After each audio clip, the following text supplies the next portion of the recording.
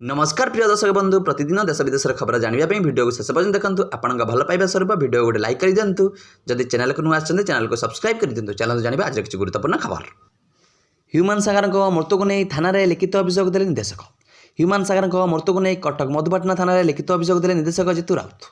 Human तीन सजों नाँ निर्देशक जितू राउत अभियोग देते।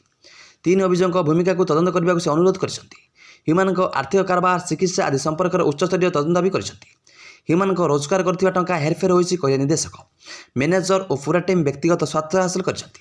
किछि दिन पूर्व ह्यूमान शरीर अति जटिल होगा सत्वे स्टेज प्रोग्राम कराउथुवा जोगु ह्यूमान अति सीरियस होई मेडिकल एडमिशन होइतिले किंतु एही मैनेजरंग सह ह्यूमान टीम तांका परिवार बंधुवर्ग और सहयोगी जणा नथिले। परवर्ती खबर गुंडीचा मंदिर गले पड़िबो टिकट।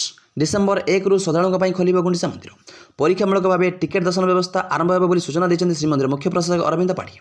भक्तों पिछा टिकेटर मूल्य 10 टଙ୍କା रहिबो। 5 वर्ष कम 80 वर्ष अधिक और दिव्यांगों पर देयमुक्त दर्शन व्यवस्था रही।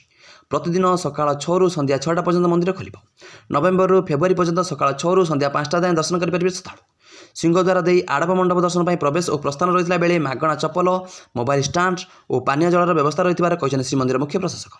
परवर्ती खबर एणिकी सबु स्कूल तृतीय श्रेणी एआई पर पाठ्यक्रम। देशर सबु विद्यालय तृतीय श्रेणी कृत्रिम बुद्धिमत्ता बा आर्टिफिशियल इंटेलिजेंस शिक्षा पाठ्यक्रम आरंभ कर चलित वर्ष डिसेम्बर सुधा संबल सामग्री हैंडबुक डिजिटल संबल विकसित कर आर्टिफिशियल इंटेलिजेंस एवं कंप्यूटेशनल थिंकिंग शिखा चिंता करने और शिखाइबार अवधारणा को सुदृढ़ कर सार्वजनीन हित एआई प्रचलन को विस्तार कर प्रयास जटिल आह्वान को संबोधन करने लगी एआई नैतिक उपयोग दिगरे एक नूतन किंतु गुरुत्वपूर्ण पदक्षेप। तृतीय श्रेणी यही वैषयिक शिक्षा आरंभ हो फल मौलिक स्तर में यह सामिल कर। परवर्ती खबर 4 वर्षर नाबालिका को दुष्कर्म घटना 2 आर्मी जवान को आजीवन कारादंडादेश। बस भितर 4 वर्षर नाबालिका को दुष्कर्म घटना 2 आर्मी जवान को आजीवन कारादंडादेश शुणाइले स्वतंत्र पोस्को कोर्ट। चलित वर्ष जनवरी मास 3 तारिख में गोपालपुर आर्मी एडी कॉलेज बस भितर जन आर्मी मेजर 4 वर्ष जो दुष्कर्म करते एने नाबालिका जनक निज परिवार को जणाया पर परिवार लोके गोपालपुर थाना लिखित अभियोग करते। अभियोग प्रकार पुलिस तदंत कर आर्मी एडी कॉलेज में 2 जन सेना कर्मचारी गिरफ्त करथिला। गिरफ्त पर गोपालपुर थाना पुलिस उभय को कोर्ट चालान करथिला। मामला को नहीं ब्रह्मपुर पोस्को कोर्ट में विचारणा आरंभ होता। 9 जन साक्षी बयान रेकर्ड होता। आज यही 2 अभियुक्त को आजीवन कारादंड 10,000 टंका सह जोरिमाना देवाक राय शुणाई। परवर्ती खबर पुणी फेरिला बात्या। इंडोनेशिया सृष्टि है बात्या सेनुआर बड़ गोटाई आगक बढ़ुची घनैला बात्या। नवेम्बर मास शेष को पुणी आसला आउ एक बात्या।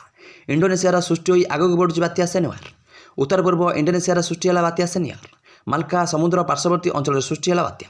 गतकाली इंडोनेशिया उपकूल पूर्वाह्न अतिक्रम कर संभावना रही अनुमान कर। परवर्ती खबर सेना रे जोग देवाक चाहूबा आशायींका खुशी खबर। प्रतिवर्ष नियुक्ति हे 1 लाख जवान आरंभ होगा प्रक्रिया। भारतीय सेना वर्तमान यार सबुठ बड़ जनशक्ति संकटर सम्मुखीन हो प्राय 1.8 लाख सैनिकों अभाव स्पष्ट होती।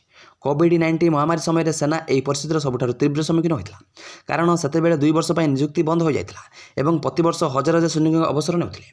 यही नियुक्ति अभाव एक निरंतर अवसर जो पदवी खाली पड़ी। परवर्ती खबर प्रधानमंत्री किसान योजना अंतर्गत यही वर्षर शेष किस्ती जारी कर तथापि किसी चाषी एपर्यंत से प्रधानमंत्री किसान सम्मान निधि योजनार 2,000 टंका पाई नांती। प्रधानमंत्री किसान योजना केवल से चाषी मानक लाभदायक हो जो जमीन रेकर्ड पीएम किसान पोर्टाल अपडेट होती एआर जार बैंक अकाउंट आधार सहित लिंक होती। केंद्र सरकार पुनर्बार कहते किस्ती पाइबा समय EKYC पूरण करने बाध्यतामूलक।